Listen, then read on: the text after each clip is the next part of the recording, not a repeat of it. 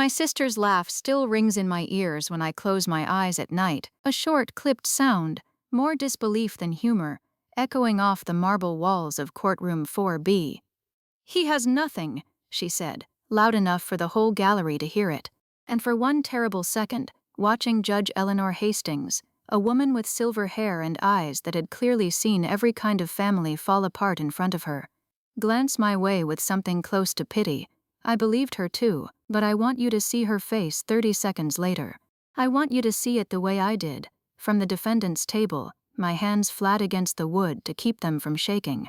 Because when I placed that single sealed envelope in front of the judge, when her fingers found the raised wax seal pressed into the corner, her expression didn't stay neutral for long.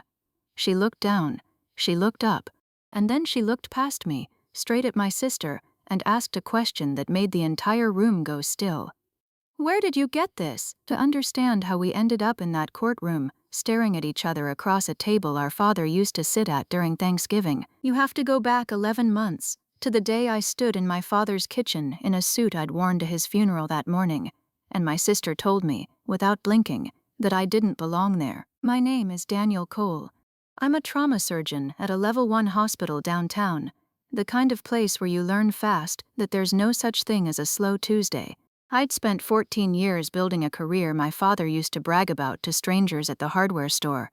My son, the surgeon, while my sister, Vanessa Cole, built something else entirely.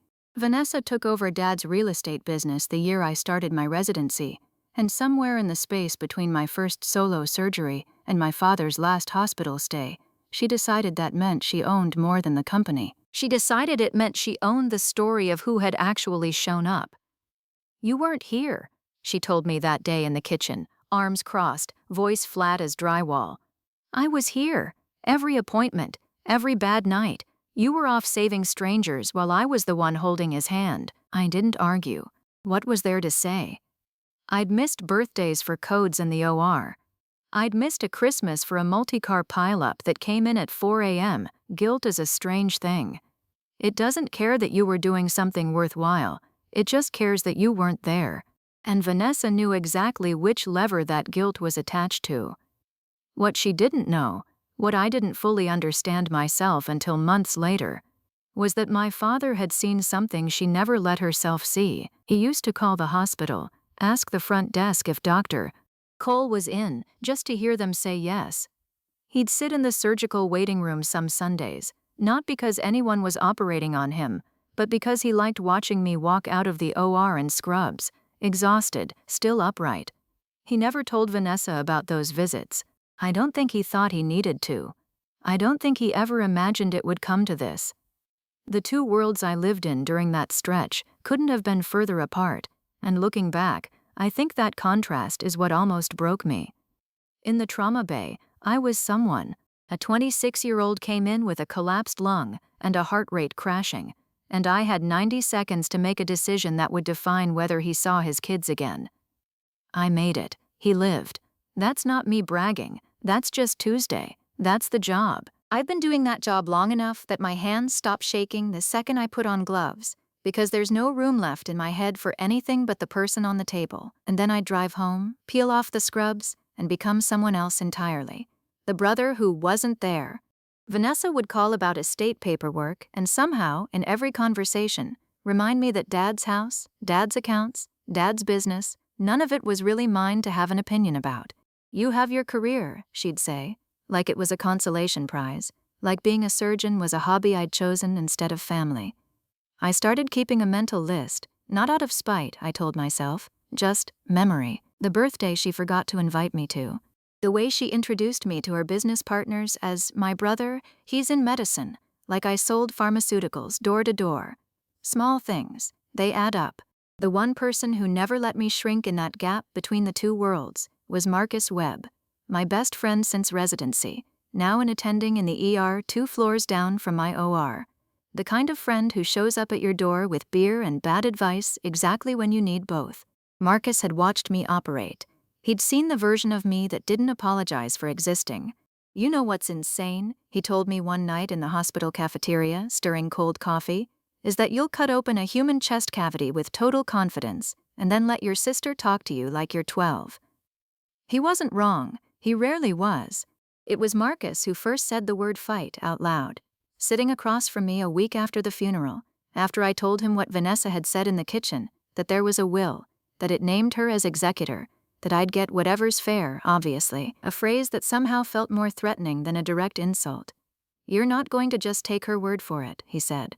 Not a question. I remember staring at my hands, the same hands that could stop internal bleeding without flinching, and realizing I had let a system, family, grief, guilt, make me feel powerless in a way no trauma bay ever had. That was the night I decided I wasn't going to fight Vanessa outside the rules.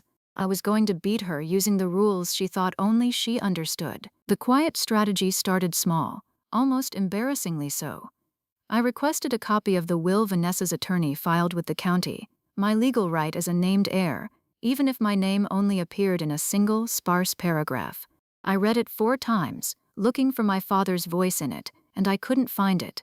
The language was clipped, transactional, nothing like the man who used to leave voicemails just to tell me a joke he'd heard at the barber shop. Something felt wrong, but wrong isn't evidence. Wrong is just a feeling, and feelings don't hold up in probate court. So I started asking questions I should have asked months earlier. I called my father's longtime attorney, a man named Walter Reyes who'd handled Cole family paperwork since before I was born.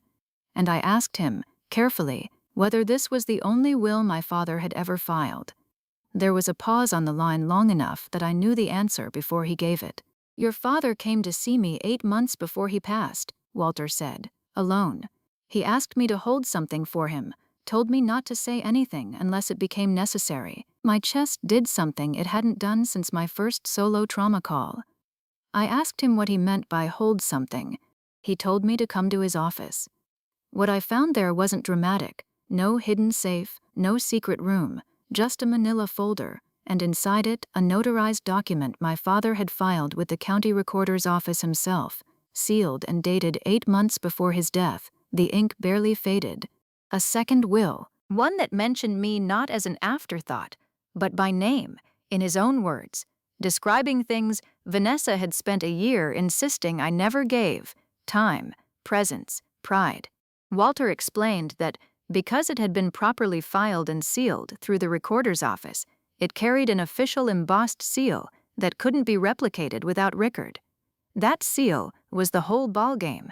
I didn't know it yet, but that folder was the sealed envelope that would end up on Judge Hastings' desk. I lined up witnesses next. Walter, obviously, but also 2 hospital staff who remembered my father's visits, and a notary clerk from the county office who could confirm, under oath if needed, the exact filing date and the authenticity protocol behind that seal. I didn't tell Vanessa any of it. I didn't gloat, didn't hint, didn't let a single word slip at the one dinner we awkwardly shared to keep things civil before the hearing. I just kept building, quietly, the way you'd stabilize a patient before you ever let them see the extent of the damage. Marcus kept asking if I was nervous. I told him the truth, that for the first time in a year, I wasn't. And then the court date arrived, and I understood exactly how much was about to be laid bare in that room. Courtroom 4B doesn't look like much on a normal day. Fluorescent lights, scuffed benches, the low hum of a ventilation system that's older than both my sister and me combined. But that morning it felt like an operating theater. Everyone in position, everyone waiting to see whether the patient survives. Vanessa arrived with her attorney, a sharp, confident woman named Priya Sandhu, who'd clearly walked in believing this was already decided. Vanessa didn't look at me once while we waited. She looked at the judge, at the clerk, at anyone whose opinion she thought still mattered.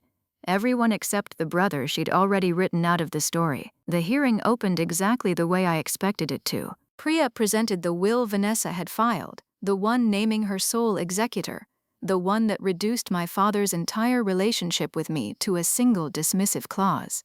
Vanessa testified with the practiced calm of someone who'd rehearsed her grief into a performance, how she'd managed the business, how she'd been the one who stayed, how everyone in this family knows I'd checked out years ago.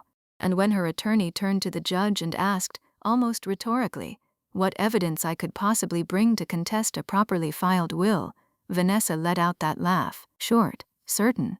"He has nothing," she said, like it was already fact, like she was simply saying the sky was blue.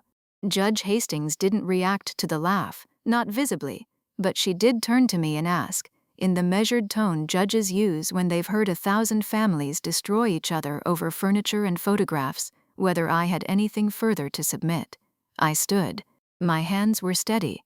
Steadier, honestly, than they'd been holding a scalpel that morning. I walked forward and placed the sealed envelope on her desk, the manila folder inside it, still bearing the raised embossed seal from the county recorder's office, dated 8 months before my father died. The judge picked it up slowly. She turned it over once, studying the seal the way I imagine she studies evidence she doesn't see often. Real, official, undeniable. She opened it, read the first page, then the second, her expression shifting from procedural patience into something sharper, more alert. She looked at Walter Reyes, seated in the gallery, who gave a small, solemn nod, confirming what she already suspected. And then she looked up, not at me, not at Priya, directly at my sister. "Miss Cole," she said, holding up the document Vanessa's attorney had filed weeks earlier, the one that claimed to be my father's final and only will. "This office has a properly recorded, notarized filing from your father dated 8 months prior to his passing, a document your legal team either failed to discover or chose not to disclose." She let that land. The room had gone completely silent, the kind of silence you only hear in a hospital hallway right before someone tells a family the outcome of a surgery. "Where did you get this?" she asked, holding up Vanessa's version, and for the first time in over a year, I watched my sister have absolutely nothing to say. Priya tried to recover, mumbling something about clerical oversight, about needing time to review the discrepancy, but the judge was already past accepting explanations. She ordered an immediate authentication review of both documents through the county recorder, on the record, with Walter Reyes present to testify to the chain of custody on my father's sealed filing. It came back within the week, and it wasn't close. My father's second will, the one naming me, the one Vanessa insisted didn't exist, was the only document with a verifiable, unbroken filing history. The one Vanessa submitted had gaps nobody in her legal team could explain, filing timestamps that didn't match the notary's own registry, inconsistencies that, under oath, no one could account for. I won't pretend there was some cinematic collapse, my sister sobbing on the courtroom floor while I stood victorious. It wasn't like that. It was quieter, and somehow heavier, Vanessa sitting very still while her attorney whispered urgently beside her, the judge's voice flat and procedural as she read the ruling into the record, my own heartbeat the loudest thing I could hear. But I remember one moment clearly. Vanessa finally looked at me, really looked, for the first time since our father's funeral. There was no apology in her eyes, just the beginning of understanding that the story she'd told herself, the one where she was the only one who stayed, had never been the whole story at all. The months that followed weren't about revenge, whatever Vanessa might tell people now. The estate settled the way my father actually intended, split fairly, the business restructured with both our names on it, whether either of us liked it or not. Vanessa and I don't talk much. There's a distance between us now that I'm not sure will ever fully close, and I've made a strange kind of peace with that. Grief doesn't clean up after itself just because a judge rules in your favor. Some things stay broken. You just learn to build around the crack instead of pretending it isn't there. But something did change beyond our family, and it's the part of this story I think about more than the verdict itself.